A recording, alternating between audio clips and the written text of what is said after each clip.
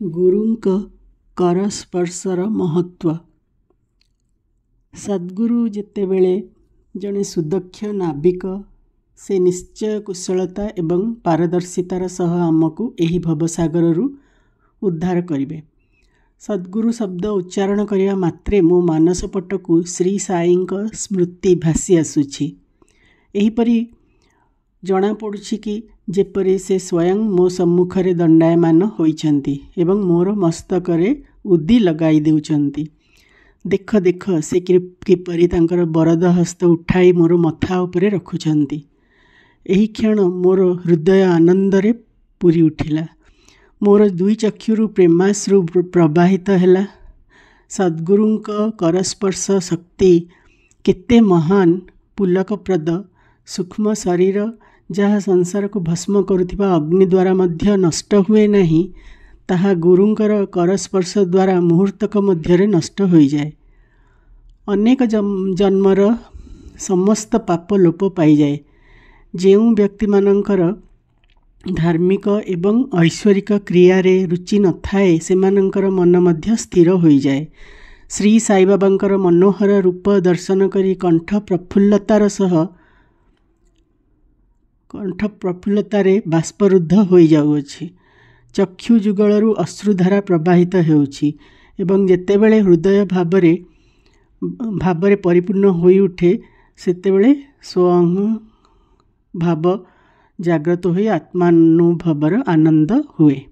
मु एवं तुमे एहीपरि द्वैत विचार नष्ट हो जाए एवं तत्क्षणात् ब्रह्म सहित अभिन्नता प्राप्त हुए।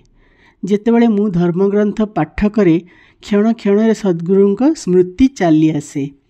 बाबा राम किंबा कृष्ण रूप धारण करती एवं मोते लगे जेपरि से ही भागवत अथवा भक्त मानकर कल्याण निमित्त उद्धव गीता शुणाउछन्ति।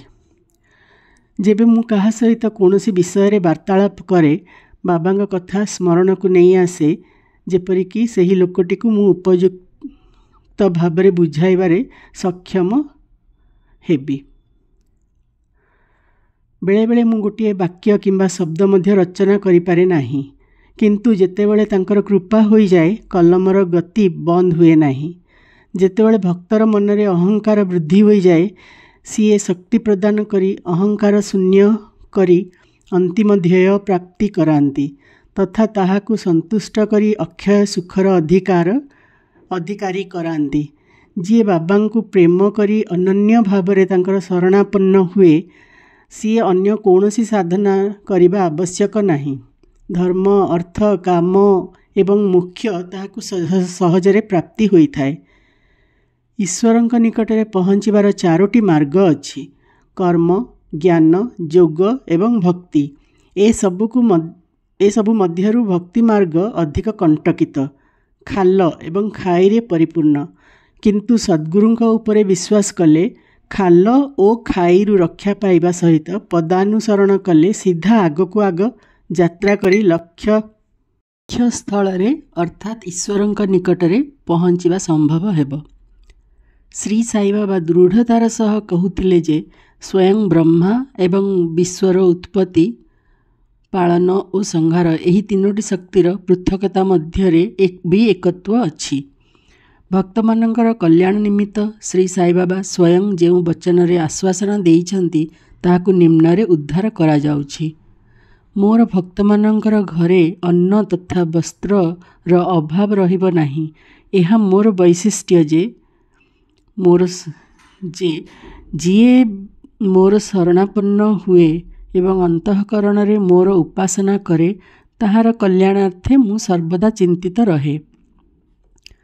भगवान श्री कृष्ण मध्य गीतारे एही समान कथा कहिछन्ति। एथिपई भोजन तथा वस्त्र पई विशेष चिंतार प्रयोजन नाही।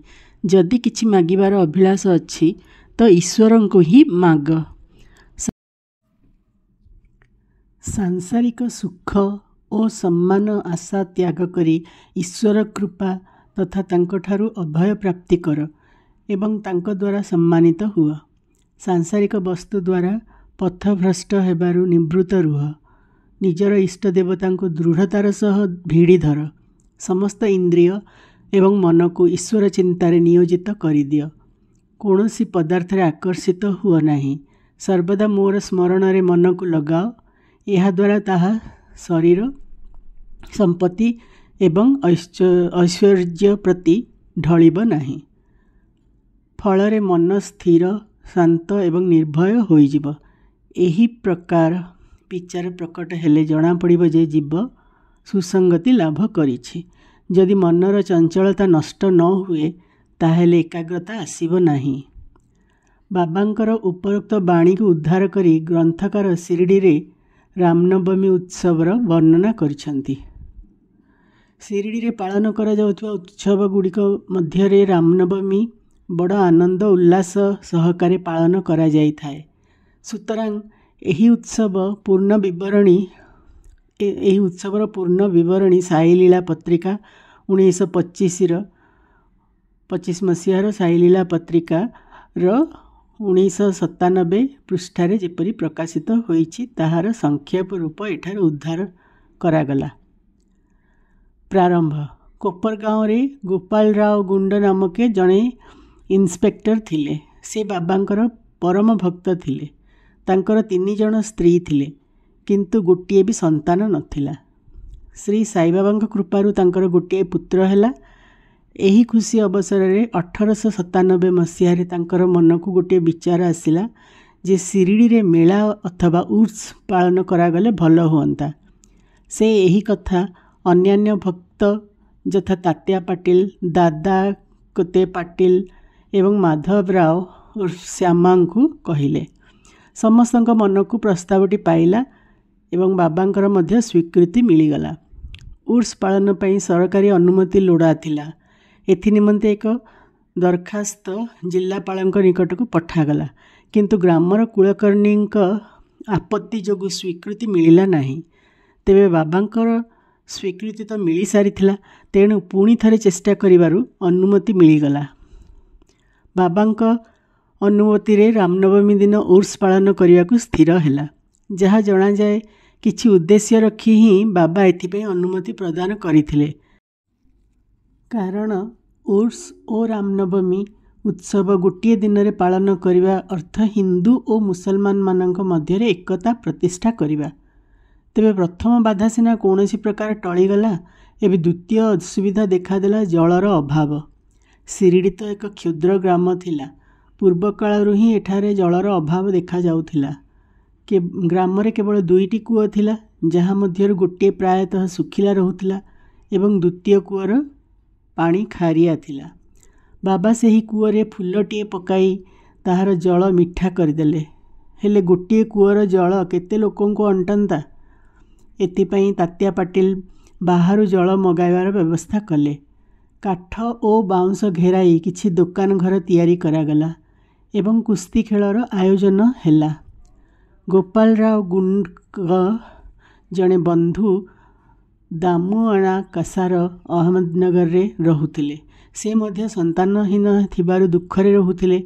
श्री साई बाबांक कृपारु तांकर गोटिए पुत्ररत्न प्राप्ति हैला। श्री गुंड तांकु गोटिए पताका देबाको कहिले। जागीरदार श्री नाना साहेब निमोणकर मध्य गोटे पताका देले। एही 2टी पताका बड़ समारोह सहकारे ग्रामरू बाहरिला एवं शेषरे मस्जिद जहाकू बाबा द्वारकामाई नाम रे संबोधन करुथिले ताहार कोण देश रे टांगी दियागला। एही कार्यक्रम पूर्व भली एबे मध्य चालू रहिछि।